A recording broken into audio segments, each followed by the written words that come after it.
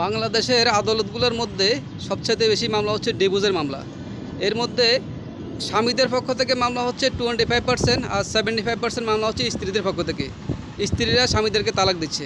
এটার মূল কারণটা হলো, নিয়ম ছিল ছেলে যখন স্ত্রীকে তালাক দিবে, অর্থাৎ স্বামী যখন স্ত্রীকে তালাক দেওয়া হবে, তাহলে কাবিননামা সত্য অনুপাতে কাবিননামাটা পরিশোধ করা হবে।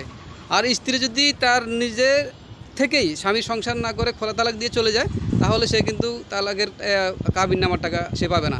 কিন্তু বর্তমান আইন অনুযায়ী স্বামী তালাক দেওয়ার পর কাবিননামার টাকা স্ত্রীকে দিতে হবে, এবং স্ত্রীও যদি স্বামীকে তালাক দিয়ে অন্যত্র চলে যায়, তাহলে সেই স্ত্রীও আবার তালাকে কাবিননামার টাকা সে আদায় করতে পারবে। এই যে স্ত্রীকে এই যে সুযোগটা দেওয়ার পর এই অহরহর মামলা বেড়ে গেল। এখানে আপনার ম্যাক্সিমাম লোক দেশের বাইরে থাকেন, কেউ দেশের ভিতরে থাকেন। অনেকেই আপনার ইনকাম করি নিজের নামে অ্যাকাউন্ট করে না, স্ত্রীর নামে অ্যাকাউন্ট করছে। ওই সমস্ত ব্যক্তিরা সবচেয়ে বেশি ধরা খাইছে। ওই সমস্ত ব্যক্তিরাই, যাদের নিজেরা ইনকাম করে অ্যাকাউন্ট নাম্বারটা স্ত্রীর নামে করার পরে যাবতীয় ইনকামের টাকাটা স্ত্রীর অ্যাকাউন্টে রাখা হয়েছে, ওই সমস্ত ওই সমস্ত মহিলারাই ওই সমস্ত স্বামীদেরকে ডিভোর্স দিয়ে দেয়। এখন সে পরকীয়ার কারণে, এখন তো মোবাইল যুগ, আধুনিকতার যুগ, এই আধুনিকতার যুগের কারণে এই যে আপনার অহরহর পরকীয়া হচ্ছে, এই পরকীয়ার কারণে অ্যাভেলেবেল ডিভোর্স হচ্ছে।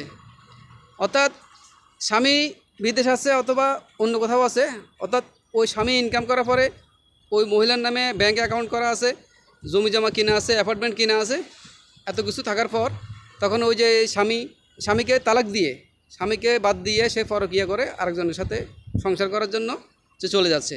এই যে সংসার করার জন্য চলে যাওয়ার এখানে শেষ নয়, তারপরে সে চলে যাওয়ার পর আবার সে কোর্টে আদালতে যাইয়া সে মামলা করতেছে যে আপনার দেওয়ার জন্য, কাবিন নেওয়ার জন্য।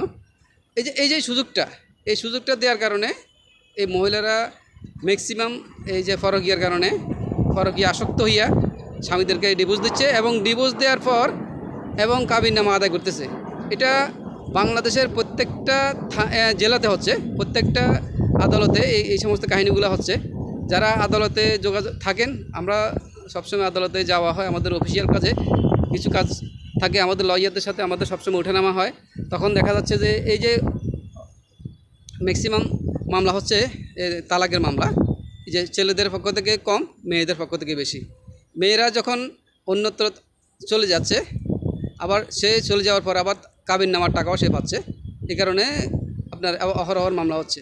এই সুযোগটা আপনাদের মতামত জানাবেন যে মহিলাদের নিজের ইচ্ছাতে যদি চলে যায়, সে কি কাবিননামা পাওয়ার যোগ্য কিনা। এই বর্তমান আইনি সুযোগ সুবিধা দেওয়ার কারণে মহিলারা অ্যাভেলেবেল মামলা করতেছে, আবার স্বামী সব কিছু নিয়ে সে অন্যত্র চলে যাচ্ছে। এই যে অহরহর হচ্ছে এই সমস্ত ঘটনা। আপনারা আমার ভিডিও দেখে আপনারা একটু মন্তব্য জানাবেন, কমেন্টে জানাবেন। সবাইকে ধন্যবাদ। আসসালামু আলাইকুম।